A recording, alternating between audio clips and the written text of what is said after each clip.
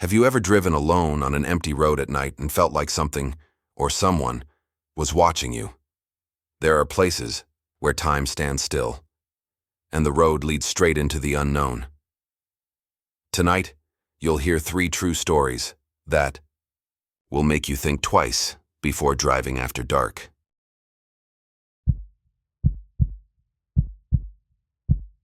Dawn. The silence on the road was almost oppressive. There were no headlights in the distance, nor the distant sound of an approaching engine.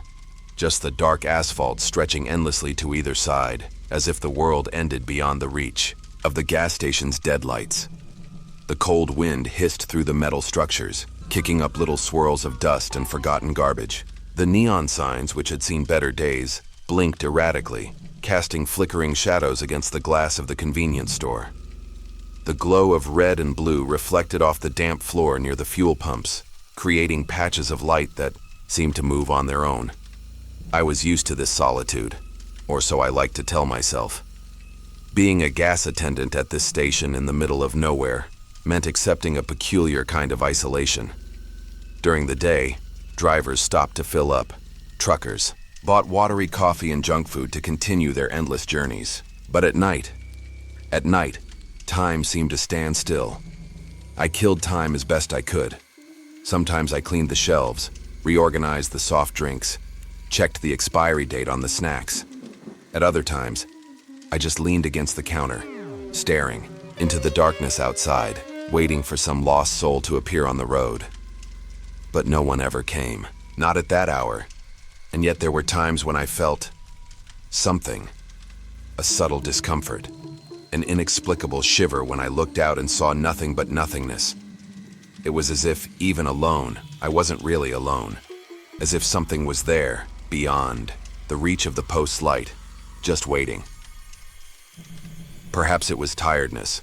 Perhaps it was the endless repetition of nights that were all the same. But that early morning, I felt that something was about to break this monotony. And that's when the automatic door opened, the bell rang, echoing through the empty room, and a woman walked in. The doorbell tinkled, cutting through the thick silence of the early morning. I looked up from the counter, a little surprised. My heart leapt a little in my chest. I hadn't seen any cars arrive. No headlights, no sound of an engine downshifting on the tarmac. Nothing. The woman entered with soft, almost gliding steps and headed straight for the counter. Her face was partially hidden by a shadow cast by the flashing neon sign outside. But there was something about her that made me hold my breath. It wasn't just the fact that she was there, alone, in the middle of the night, in a gas station forgotten, in time. It was all the details that seemed wrong. Her clothes didn't match anything I saw there. A pale, long dress made of thin, heavy fabric, the kind of thing no one would wear on a trip. It looked out of place, old-fashioned, almost as if it belonged to another era. But what really bothered me was the hair. It was dark and wet, sticking to her neck and sliding over her shoulders in a way that made me think she had just come out of somewhere damp. Every drop of water on the floor made the room seem even colder. She stopped in front of me. "A pack of cigarettes, please." Her voice was low, carrying an almost imperceptible echo, as if she didn't belong here at all. I swallowed, trying to disguise the unease that was building in my chest. That woman was there. I could see her clearly, but for some reason, an irrational part of my brain was screaming that something was very wrong. With slightly trembling hands, I reached for a pack of cigarettes on the shelf behind me and placed it on the counter. She didn't move immediately. She just stood there watching me as if waiting for something. Or maybe she was studying my reaction. For a moment, the only thing that broke the silence was the sound of drops falling on the tiled floor. Plock, plock. The woman tilted her head slightly, and her lips curved into a smile. "Have you been working here long?" The question took me by surprise. "A few months," I replied uncomfortably. She nodded slowly, as if confirming something for herself. Then, with calm gestures, she reached out to take the cigarettes. It was at that moment that I realized how cold her skin was. Even without touching her directly, I felt a chill run down my arm, as if the very air around her was wrong. She turned and started walking towards the door. But when I looked down, something made me hold my breath. On the floor, around her bare feet, were wet footprints, and they weren't just going outside. There were watermarks coming from the entrance too, as if, before even opening the door, she was already in there. The change jingled in my hand as I held it out to the woman. It was then that I felt it. Her touch was cold, but not in the usual way, like the cold skin of someone who has been left out in the wind for too long. It was a deep, dense chill that seemed to seep into my very skin. A shiver ran up my arm like an electric current, and for a second an irrational dread took hold of me. She closed her fingers gently around the coins and withdrew her hand. I swear I saw a slight vapor dissipating between us, like when you breathe in cold air. My mouth was dry when she turned and started walking away. I forced myself to take a deep breath and followed her steps with my gaze. The soft sound of her bare feet on the floor echoed uncomfortably through the empty room. When the automatic door opened, the piercing wind from the road blew in, making the signs flash even more erratically. She crossed the threshold and disappeared into the darkness. I stood still for a few seconds, waiting to hear the sound of an engine starting, the headlight of a car driving through the night. But there was nothing. No light. No moving shadow. It just disappeared. I felt a tightening in my stomach, a sense that something wasn't right. I leaned over the counter to try to see better through the cold, fogged glass. The station was as deserted as before. That woman. Where did she come from? Restlessness overtook me, and without thinking twice, I turned to the computer on the counter. The security cameras. With trembling fingers, I dragged the mouse and rewound the recording to the previous few minutes, when the store door had opened. The exact moment she entered, I pressed play. The recording showed the empty store, the counter, the shelves, the door opening. Alone. And me. Just me. Standing behind the counter, handing something to nothing. The air inside the store seemed colder than before. A strange, damp chill that seemed to seep into my skin and cling to my bones. Still staring. At the computer screen, a knot formed in my stomach. The recording was clear. There was no one there. No woman. No silhouette walking up to the counter. Just the door opening by itself and me, handing cigarettes to nothing. I abruptly released the mouse, turning away from the monitor, as if it could contaminate me. My breathing was ragged. An error in the recording? A glitch in the system? No, I knew what I had seen. I slowly turned my head towards the ground, and a shiver ran down my spine. The wet footprints were still there. They were clear, forming a perfect trail from the entrance to where the woman had been. Drops of water glistened, in the artificial light, as if they had just dripped from her soaked clothes. The problem? It hadn't rained there for days. I swallowed. I approached the automatic door, looking at the deserted road outside. The ground was dry. The air was dry. There were no puddles of water, no mud, nothing to explain those footprints. That's when I smelled it. It was subtle at first, a salty, damp scent. But as I moved around the room, it intensified. Sea air. My hair instantly stood on end. The nearest town was kilometers away from the coast. There was no explanation for the smell being there, permeating the shelves, the counter, and my clothes. The store radio suddenly squawked. The sound made me jump, turning around instinctively. The small device, which should have been switched off, buzzed with static. A disturbing background noise, mixed with something that sounded like a voice. I approached hesitantly, listening carefully. The static continued, but there was something there. Low, distorted like a whisper carried by the waves of the sea. My gaze fell on the digital clock on the counter. The red lights were flashing frantically, as if there was an electrical fault. But then I realized that it always showed the same time. 3:12. The same time I had set when that woman came in. The same time that flashed on the security camera monitor, as if time had stopped at that instant. My hands were shaking as I tried to control my breathing. The smell of the sea seemed stronger now, permeating the air in the store, as if I were standing on the edge of an abandoned pier rather than in the middle of an isolated road. The radio continued to wheeze quietly, oscillating between static and an almost intelligible, somewhat slurred murmur, as if someone was trying to speak through the frequency. But it was the clock flashing 0312 that made my chest tighten. The same time. The hour that never passed. I sat back down in front of the monitor, my fingers still trembling on the keyboard. I needed to know more. I needed to understand what had happened there that night, why that woman, or whatever she was, didn't appear in the footage. I pulled up the history of the security cameras and scrolled back through the records, going back to previous dawns. The system had been storing footage for years, and I had never bothered to look at it. Until now. That's when I saw her again.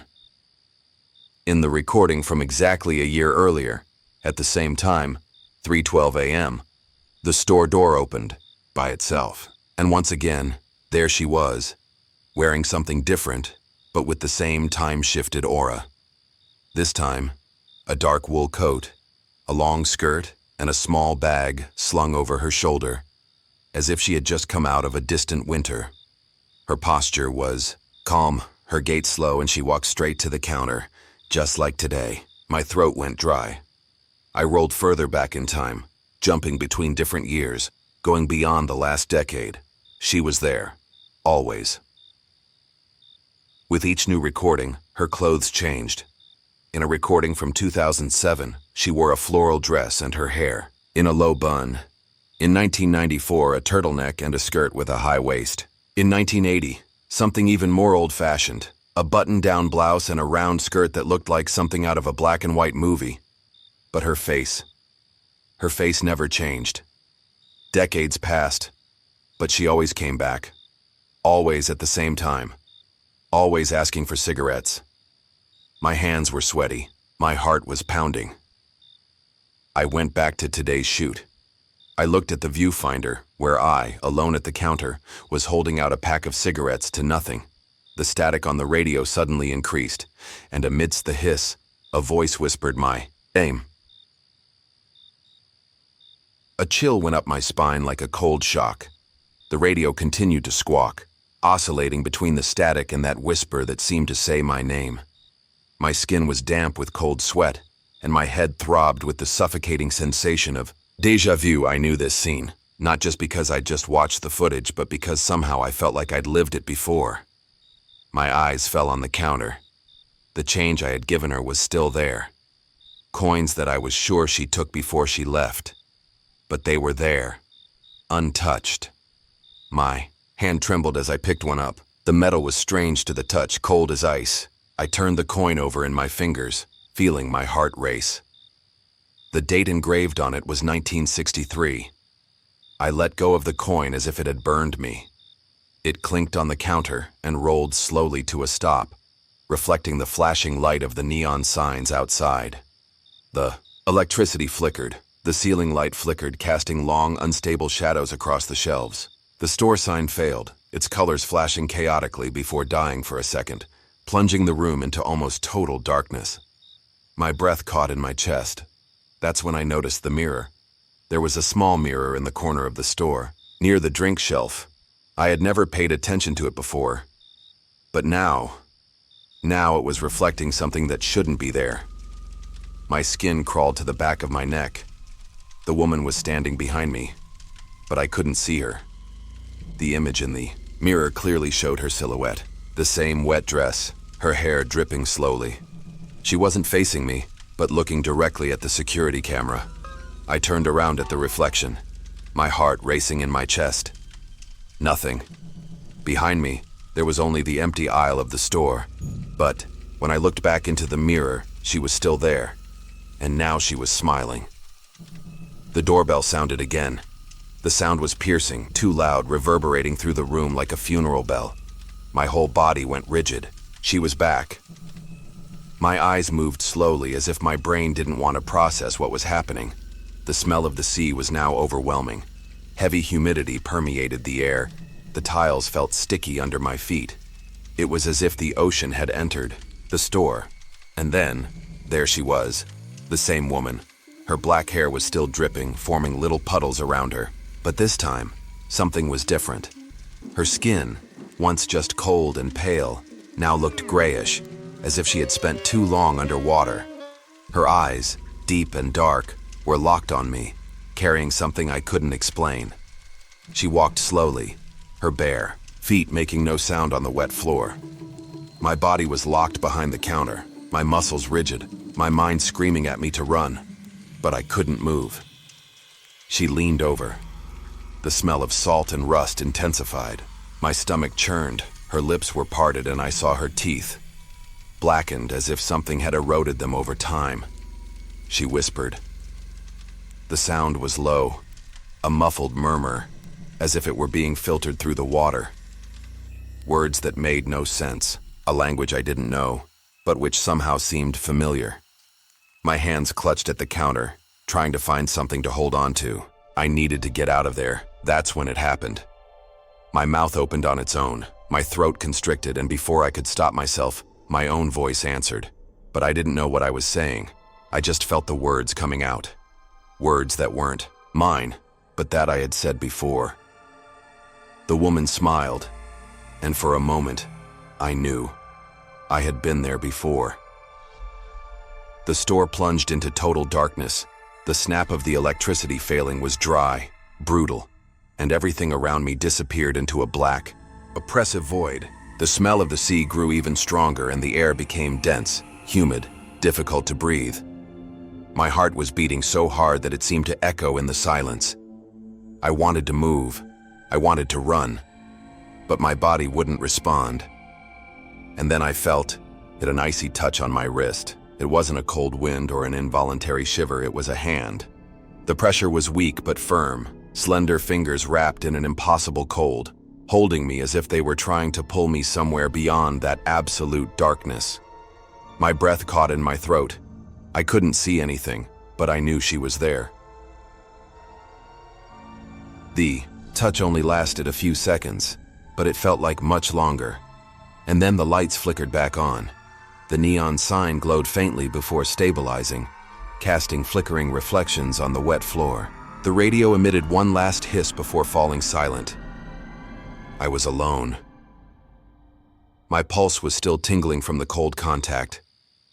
I felt that somehow something had been left inside me. I looked down at the ground, my heart still pounding. The wet footprints were still there, the same uneven trail from the door to the counter. But now something was missing. The marks stopped halfway. They simply disappeared, as if the woman had vanished into thin air. My mind was screaming that I needed to get out of there. But first, I needed to see the recording. I ran to the computer, my hands shaking as I dragged the mouse. I opened the security camera files and fast-forwarded to the moment when the electricity failed. The screen flashed. The video began to load. Then, without me touching anything, it went back to the beginning on its own. The records had been erased, as if nothing had happened. But I knew the truth, and I knew that somehow it would happen again. The sun was beginning to rise over the horizon when my shift finally came to an end. But unlike other nights, I felt no relief. My eyes were heavy, my mind a whirlwind of unanswered questions. The sensation of the icy touch still tingled on my wrist, as if the mark of that invisible presence was still there. And the wet footprints, they never dried. The store was absolutely silent now. No noise, no sign that anything unusual had happened. But I knew it. I sighed and leaned against the counter, rubbing my face with my hands. I needed to forget about it. I needed to let it go. But one thought plagued me. What if this had happened before? It was then that I noticed a piece of paper crumpled between the cashier and the counter wall. It was an old newspaper, yellowed by time, folded carelessly as if it had been forgotten there for years. Something about it immediately bothered me. I'd been working there for months and had never seen it before. I bent down and picked it up carefully. The paper crackled between my fingers, frayed, fragile. The headline made me hold my breath. Woman drowns after road accident. Body never found. The article recounted an accident that happened decades ago when a car lost control on the wet road and went off the road, falling into a nearby river. The victim was a woman who was traveling alone in the middle of the night. The car was found days later, but the body was never recovered. My vision darkened for a moment. The smell of the sea, the wet clothes, the footprints of water that never dried. It was her. My gaze dropped to the corner of the page, where a small photo illustrated the story. My stomach churned. It was the same face, the same deep-set eyes, the same empty stare she was trapped in. That cycle. And now somehow, I was part of it. I looked at the empty store around me, at the silent road beyond the windows. The convenience store never closed, and somehow, it would never leave either. The early shift at the gas station was always the same. Long hours of silence, with the biting wind dragging dust across the road and the buzz of insects orbiting the fluorescent lights attached to the rusty metal roof. I had worked there long, enough to know that, after midnight, hardly anyone passed by. Occasionally, a truck would appear on the horizon, headlights shining against the darkness, only to head straight down the highway without even looking at the station. The loneliness didn't bother me as much as the emptiness, the neon sign above. The convenience store blinked rhythmically, emitting mechanical clicks that mingled with the rustle of metal plates being shaken by the wind. One of them was already hanging by a thread of rust, creaking irregularly, as if it was about to come loose and fly down the deserted road. I sighed and looked at the digital clock nailed to the wall next to the counter. 2:47 a.m. Time seemed to drag on. By now I should be used to it. I've spent far too many early mornings alone in this station, but tonight seemed different. There was a heaviness in the air, something hard to explain, but impossible to ignore. I opened the store door and stepped out into the refueling area. The concrete floor was cold under my boots, and the smell of gasoline permeated the atmosphere. I looked at the road, expecting to see headlights, any sign of life. Nothing. Just the asphalt stretching endlessly to either side, shrouded in the opaque gloom of the desert. That's when I heard it. Far away, an engine. The low bass sound grew, slowly, coming closer along the lonely road. But something about it was strange. It wasn't the usual rumble of modern cars. It was a heavier, choked sound, like an old engine dragging through the dawn. My chest tightened. The feeling that something was about to happen was undeniable. Headlights cut through the darkness, and then an aged black car pulled into the supply area, stopping right in front of me. The black car stopped smoothly next to the fuel pump, but the sound of the engine continued to resonate for a few seconds, as if it was still vibrating in the air, even after it had been switched off. The headlights were too strong, white and harsh, casting impossible shadows on the cracked asphalt. The metal of the bodywork reflected the flickering lights of the gas station, revealing an old vehicle, perhaps from the 50s or 60s. The paint was worn with dull marks and dirt stains embedded in it. It looked like a car that had been idle for too long, or that had come from a place where time didn't exist. The door opened slowly. The driver stepped out calmly, each movement careful, too precise. He was a tall man with a pale, angular face. The clothes he wore were out of date. A faded jacket, a shirt buttoned up to the collar, and pants made of worn fabric, like something out of an old photograph. The smell of old dust came with him, permeating the air with a dry, stuffy odor. I stood next to the gas station, feeling an involuntary shiver run up my spine. Something about the way he moved, the way his presence filled the space, made me want to take a step back. He stopped in front of me and looked at me. His eyes were strange, not empty, not dead, but distant, as if they were looking right through me. Then he spoke. "Fill up." The voice was muffled, as if it came from a closed room, resonating within a space that was too small. It sounded wrong, out of sync with his lips, with his surroundings. My hand gripped the fuel hose tightly, but my body hesitated. The instinct inside me screamed that something wasn't right. The man just stood there, waiting. No hurry, no expression, The wind blew harder, making the neon sign creak again, and it was at that moment that I realized it wasn't flashing. With the fuel hose in hand, I tried to concentrate on the task in hand, but every cell in my body was screaming that something was wrong. The silence was absolute. No wind, no insects buzzing in the fluorescent tubes, just the sound of fuel pouring into the tank and the motionless presence of the man next to me. It was then that I noticed. The glass of the gas station reflected only me. I blinked, frowning. Where was the man's reflection? My eyes went to him, standing there with his faded jacket and empty expression. Then I looked at the bomb glass again. Nothing. I swallowed. It couldn't be. Maybe it was the angle. Maybe it was the distorted light from the flashing sign. But no matter how many times I blinked or changed position slightly, the truth was clear. He had no reflection. Pressing my lips together, I tried to keep my breathing under control. I didn't want to show that I had noticed, but my hand tightened on the hose. I felt a chill run up my spine.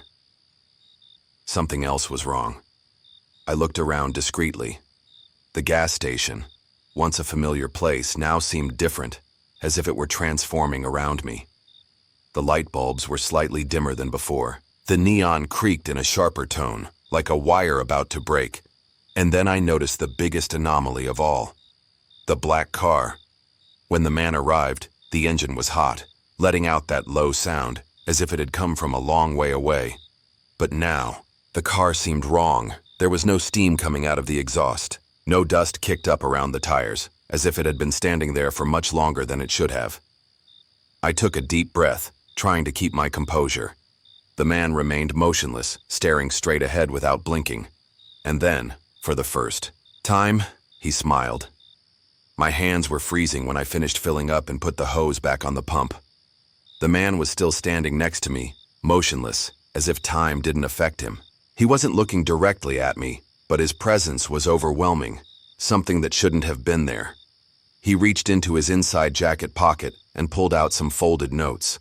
The sound of the crumpled paper seemed wrong, too dry, as if it were brittle. I took the money and felt an immediate chill when I touched it. The notes were old, worn, but the worst thing was the texture. Something sticky stuck to the surface, impregnating my fingertips. My stomach churned when I noticed the dark stains covering parts of the paper. I brought the money closer to the light, dry, uneven stains. Too dark to be just dirt. The metallic smell rose quickly, and I swallowed. I knew exactly what it was. My body froze for a moment. This wasn't normal. None of this was normal. I looked up at him. He still hadn't blinked. His fixed eyes were studying me, but not like someone observing someone else. It was as if he was analyzing something far beyond my skin. I tried to look away and notice other things, searching for any detail that might explain the suffocating sensation that was taking me over. It was then that I noticed. He wasn't breathing. Stood there trying to see some subtle sign, a chest rising and falling, a sigh, anything, but there was nothing. He stood still the whole time, like a mannequin dressed in old clothes, waiting patiently for me to finish counting the money. Insects buzzed frantically around the gas station lamps, but the sound seemed distant, muffled, as if he and I were in a space outside of time. I needed to get out of there. I clutched the dirty notes and hesitantly held out my hand, trying not to show the dread that was crawling across my skin. He took the change without touching me, without moving his fingers in a natural way. It was a mechanical, methodical movement, and then he smiled again, this time wider, and I knew right then that I shouldn't have taken that money.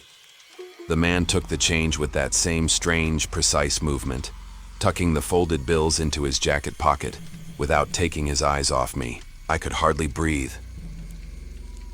He turned unhurriedly and walked back to his car. His footsteps were too quiet. There was no sound of his boots against the concrete, nor the rustle of the fabric of his clothes. Just the wind whistling past the old sign, and the insistent buzzing of insects. He got into the car and closed the door. The engine choked before it started, letting out a low, harsh noise that didn't sound right. It wasn't just an old engine. It was something distorted, wrong. The sound reverberated in the air in an abnormal way, as if it wasn't coming from exactly there, as if it were being transmitted from somewhere else, too far away to be real. The car began to move slowly, its headlights tearing through the darkness of the road. My body remained tense as the vehicle picked up speed and disappeared over the horizon, but the sound of the engine continued. It didn't diminish. It didn't go away. It was as if it was trapped in the air around the station. A shiver ran down my spine. I needed to see something. I grabbed the flashlight next to the pump and pointed it at the ground, illuminating the surrounding dust. The tire tracks were there. Clear tracks, as expected. But when I followed the light a little further, they simply disappeared. My chest tightened. The marks disappeared just a few meters from the exit of the gas station, as if the car had never really touched the road. I swallowed, feeling my heart racing. I slowly turned my head to look at the road. It was empty, and for the first time that night, I felt that I was no longer alone there. My hands were sweaty as I walked back into the gas station convenience store. Each step seemed heavier than the last. The image of the tire tracks disappearing into the asphalt was still hammering away in my mind. It didn't make sense. I needed an explanation. Anything. I went straight to the small security monitor behind the counter, pulling out a chair to sit down. The recording system was old, with grainy black and white images, but it should have captured everything, or so I hoped. I rolled back the footage to a few minutes before the car arrived and pressed play. The monitor showed exactly what I remembered. Me standing next to the bomb, the flashing sign, the wind shaking the metal plate. Then the recording reached the moment when the black car pulled in, or at least, the moment it should have. But there was no car. The recording showed me alone, walking up to the pump, picking up the fuel hose and talking to nothing. My chest tightened. This wasn't possible. I squeezed my eyes shut, restarted the recording, advanced frame by frame. Nothing. No car, no man, no headlights illuminating the road. Just me, filling up an invisible tank. The air seemed to disappear from my lungs. My mouth went dry. I knew what I had seen. I knew I had felt the money in my hands. I blinked, trying to catch my breath. It must have been an error in the system. Some defect in the cameras. Perhaps a delay in the recording. But then I noticed a folded piece of paper next to the keyboard. A fuel receipt. Yellowed, worn by time. The paper was stained, the edges beginning to fray. I picked it up carefully and looked at the date in the top right-hand corner. Years ago. My fingers squeezed the receipt, and my gaze went down to the signature scrawled at the bottom. The air left my lungs. My heart stopped for a second. The surname signed there. It was mine. The receipt was still shaking in my hands when the clock behind the counter beeped, marking the end of my shift. The sky outside was already tinged with blues, the night slowly fading into the horizon. But I felt no relief. I spent the rest of the hours trying to understand what had happened. I knew the car was there. I saw it. I spoke to that man. I touched the money. But the camera said otherwise. And the receipt? How did I explain the fact that it had my own surname on it, dated 20 years ago? When my boss arrived in the morning, I went straight to him. "I need to tell you something." He looked at me, already knowing something was wrong. His tired, wrinkled face bore the expression of someone who had heard many strange stories in that office. But I knew mine was different. I explained everything. The car, the customer, the money, the recording, the receipt. I tried to keep my voice steady, but as I spoke, I realized that I sounded more and more desperate. His reaction was what really scared me. He paled. He was quiet for a long time, his eyes fixed on me. I saw the tension in his shoulders as if he had been waiting for this, and then he muttered, "This has happened before." My body froze. "What?" He took a deep breath, looking around before continuing. "But that station, it closed 20 years ago." I felt a shiver run through me from head to toe. I let out a nervous laugh, hoping it was a joke, but his gaze remained serious. Dark. He pointed outside. "Look around." My heart was pounding in my chest as I turned to the window, and then I saw it. The gas station was no longer there. The neon sign that had been creaking in the wind all night had disappeared. The gas pumps, gone. All that remained was an empty lot, covered in weeds and old debris. And amidst the rubble, I recognized the remains of the sign that had fallen to the ground. The name of the post. The same one I'd been working on all night. My breath caught in my throat. I took a hesitant step out of the convenience store, feeling the morning chill against my skin. But what really made my stomach turn wasn't the icy air. It was what I saw, or rather, what I didn't see. The gas station was no longer there. The fuel pumps had disappeared, leaving only cracked concrete covered in a thick layer of dust and dry brush. The neon sign that had been flashing and creaking in the wind all night was now lying on the ground, its letters faded and corroded by rust. The smell of gasoline that used to permeate the air no longer existed. All that remained was an abandoned lot, swallowed up by time. My chest rose and fell rapidly, trying to understand what was going on. Where were the store shelves? The fluorescent lights? The chair behind the counter where I had sat for hours? Where had I spent the night? My eyes moved frantically around the room, looking for any sign of normality. But nothing seemed real. Amidst the rubble, something caught my eye. A piece of the sign had fallen to the ground. I knelt down and ran my hand over the weathered surface, feeling the rust stain my fingertips. The worn letters were still visible even though they had been erased. It was the name of the post. The same name printed on my uniform. My mind fought against the truth that my body had already accepted. The post no longer existed. I shivered. Dread crawled across my skin, making the air around me thick and unbearable. And then the inevitable question took shape in my mind. If the post was no longer there, then where the hell had I been that night? My lungs burned as I tried to take a deep breath. Panic crawled over my skin like something alive, suffocating. My first reaction was to pull my cell phone out of my pocket, my hands shaking as the screen lit up. No signal, no bar, no connection. I pressed the call button, trying to dial any number, anything that would connect me to the real world. Nothing. I turned and ran back to what must have been the convenience store. The gas station radio was still on the counter, the same one I'd used in the early hours of the morning to call the boss, to complain about boredom, to ask for change.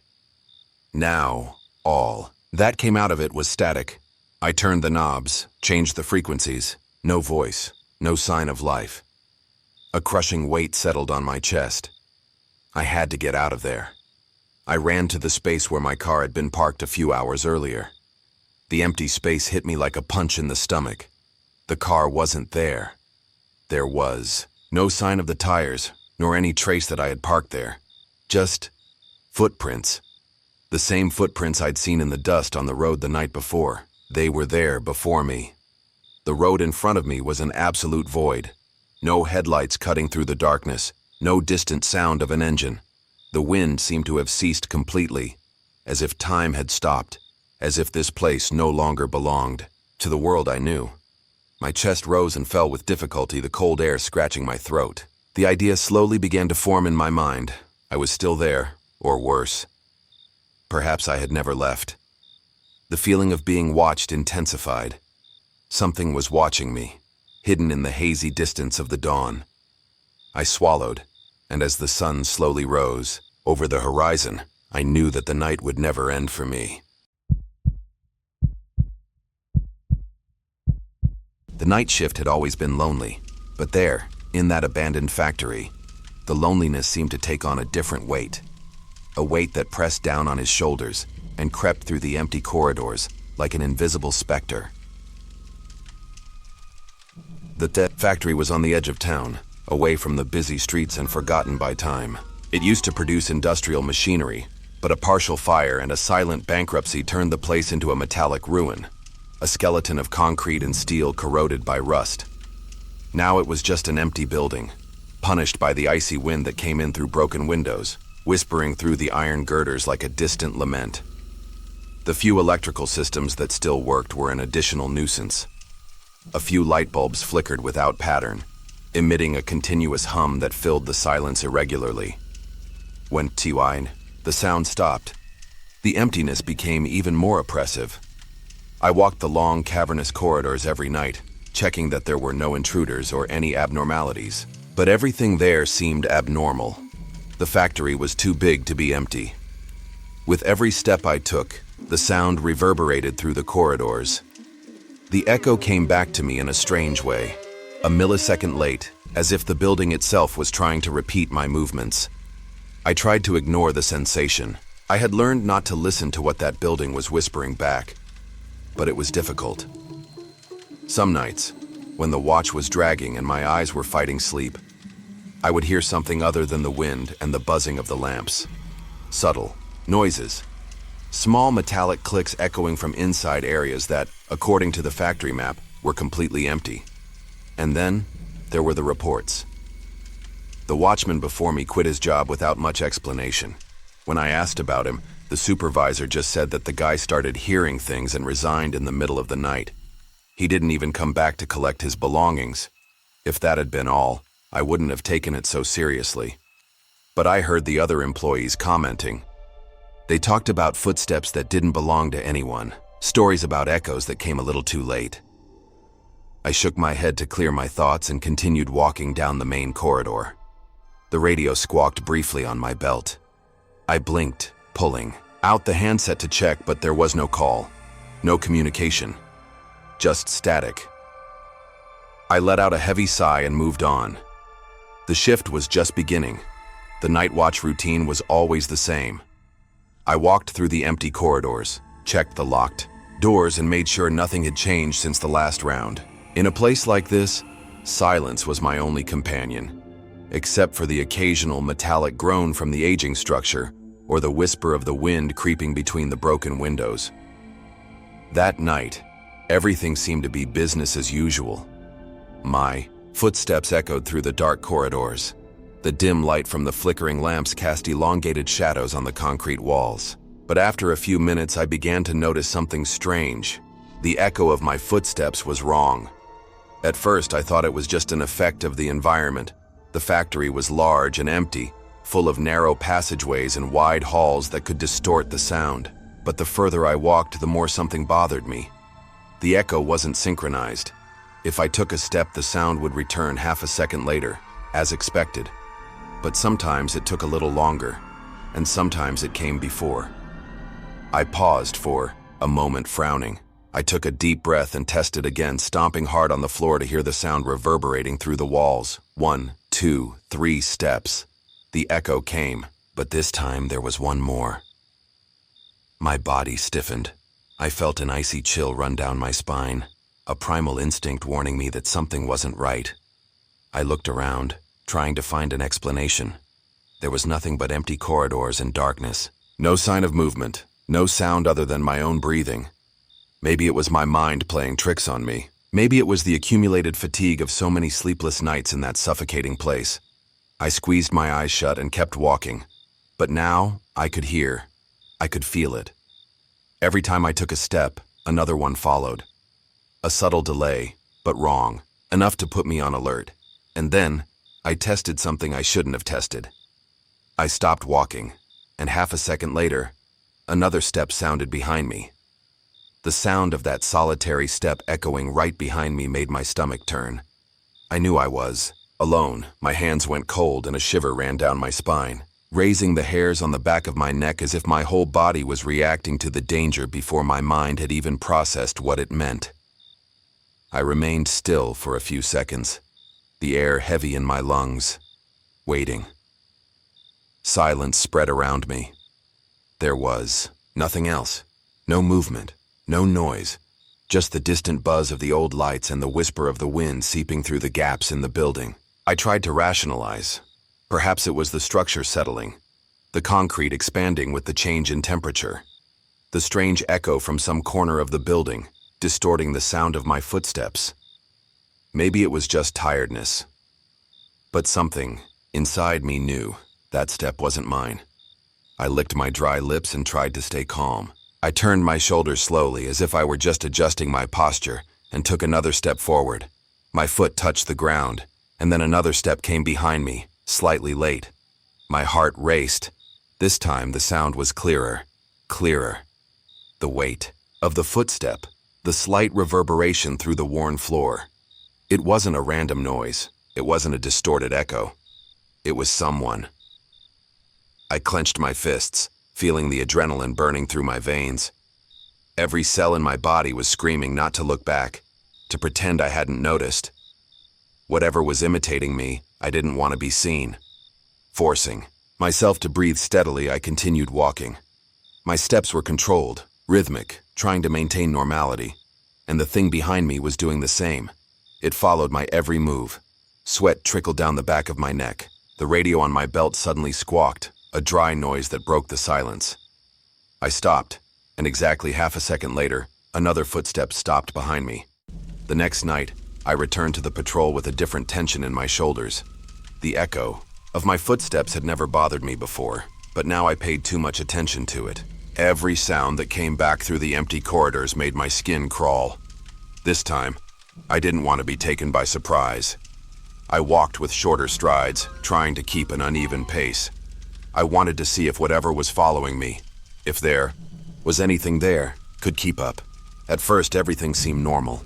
My steps sounded as usual, the echo slightly delayed. But then, after a few meters, I noticed that the rhythm of the echo changed.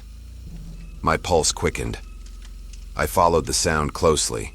It was still coming after me, but now it seemed to mimic my steps. If I walked slowly, it also slowed down. If I stopped, suddenly, he hesitated for a second and then stopped too. I swallowed. I took a deep breath and tried something new.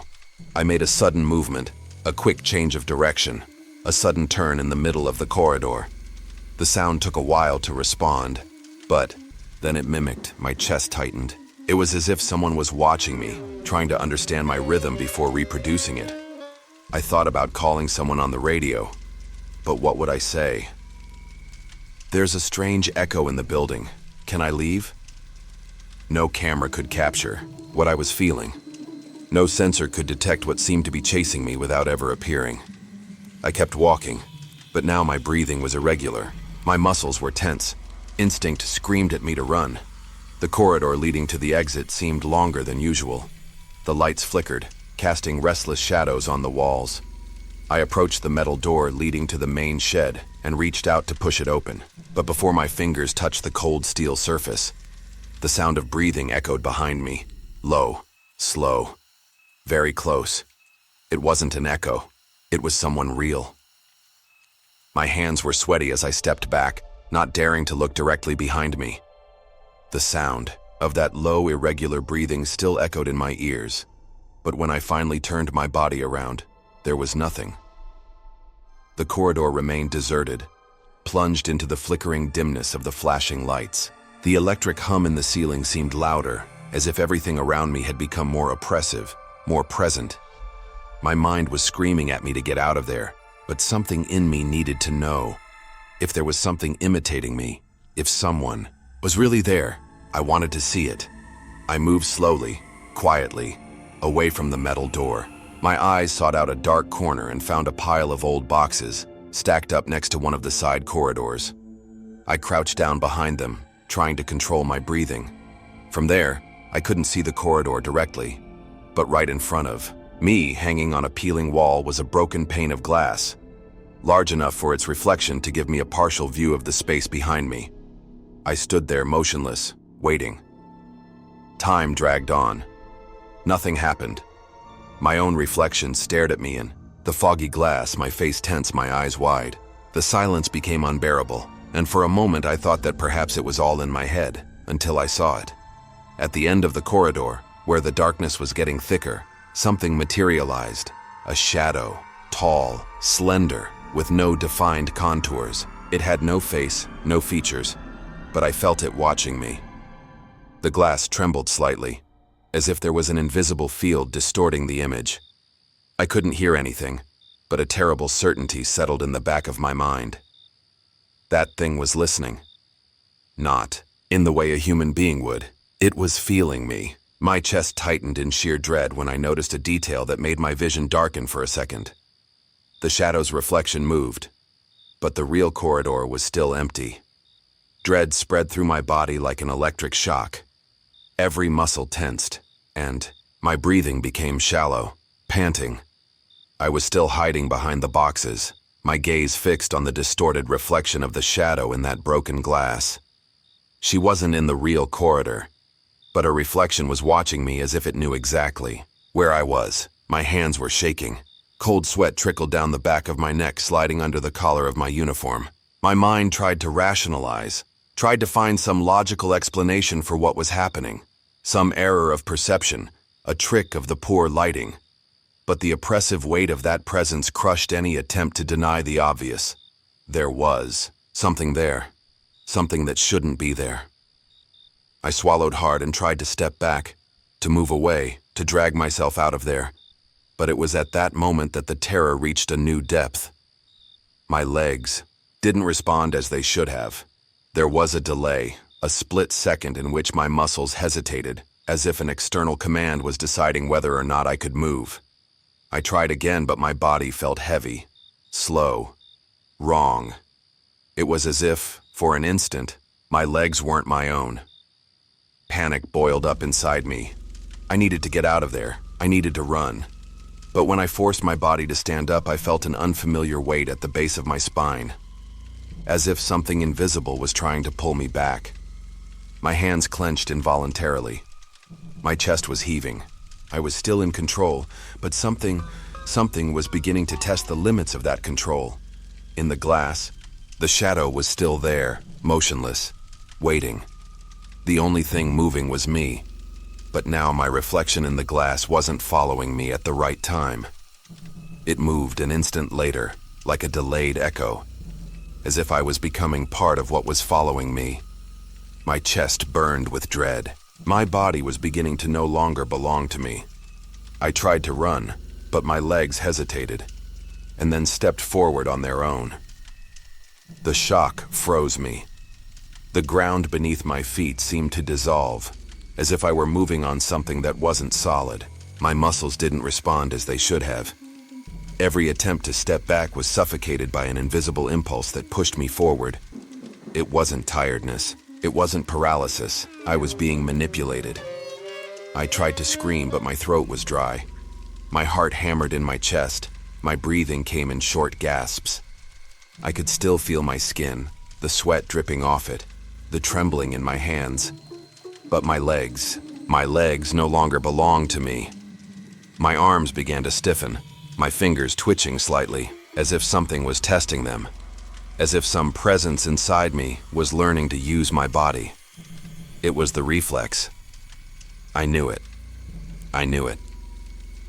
In the broken glass, I saw my reflection looking back at me, but it wasn't me. The reflection wasn't shaking. It didn't gasp. It watched me with a cold calm, as if it knew that resistance was futile, and then he smiled. My own lips didn't move, but in the glass my mouth opened in a strange smile, too wide, wrong. I let out a grunt and forced every muscle in my body to obey me, not him. I concentrated all my remaining strength. I had to resist. I had to get out of there before it was too late. With one last burst of adrenaline, I threw my body sideways, propelling myself against the wall. The impact was strong. My side hurt, but the shock seemed to break something inside me. I felt my legs return to my control, still shaky, but mine. I fell to the ground and crawled away from the glass. My reflection was still standing there watching me from the other side of the dirty shard.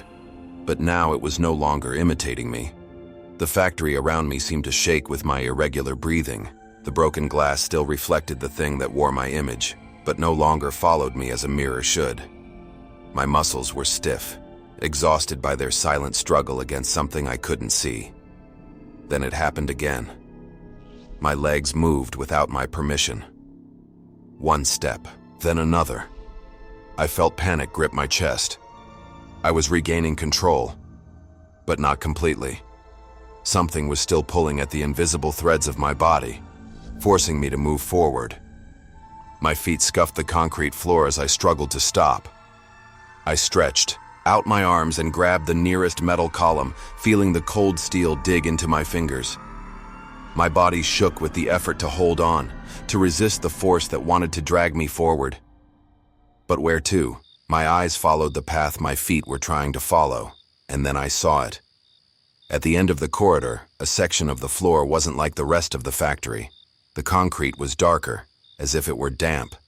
It didn't reflect the little light that flickered on the ceiling. Instead, it seemed to suck in the light around it, becoming a deep, opaque stain. I knew that piece of the floor had never been there before. Instinct told me not to look, but I couldn't help it. My eyes were drawn to that darkness, as if something was calling me from within it. And then the surface moved. It was a hole. But no ordinary hole. It opened up slowly, as if it were breathing, and inside it, I saw other footsteps. Footsteps that didn't belong to anyone. They were inside, waiting, and I was being pulled to join them. The new watchman began his shift like any other. His name was Daniel, a young man with no real experience in this kind of work, but with an urgent need for a steady paycheck. The factory foreman welcomed him with a firm handshake and a few hurried instructions. "You just need to make sure that nobody breaks in," said the supervisor, handing him a radio and a set of keys. "And of course, that no one stays inside." The last sentence sounded like a joke. But the supervisor's expression wasn't that of someone joking. Daniel noticed that some of the other employees were whispering as he passed. He heard loose bits of muffled conversations. The last one just left. He didn't say anything, he just dropped everything and disappeared. Maybe he saw something. Maybe he heard it. Daniel didn't ask. He didn't want to get involved in old stories or abandoned factory superstitions. He just went on his rounds, following the dimly lit corridors, while the sound of his own footsteps echoed in the vast expanse of concrete and steel. It was an old building. The wind blew through cracks, causing the walls to creak slightly. Light bulbs flickered on the ceiling. Everything seemed normal, until it didn't anymore. After a few minutes of walking, Daniel began to notice something strange. His footsteps were not alone. The echo was slightly delayed, erratic. At first he thought it was just the sound bouncing off the wide walls of the factory, but then it changed pace. Daniel stopped abruptly. The echo hesitated. Then it stopped too. A wave of discomfort spread through his body. He took a deep breath and looked around. There was no one. No shadow. No movement. Just the oppressive emptiness of that place forgotten by time. But just as he took another step, he heard another footstep behind him. There was something there. And, from the irregular sound, the clumsy way in which that echo happened, it felt like he was learning to walk again.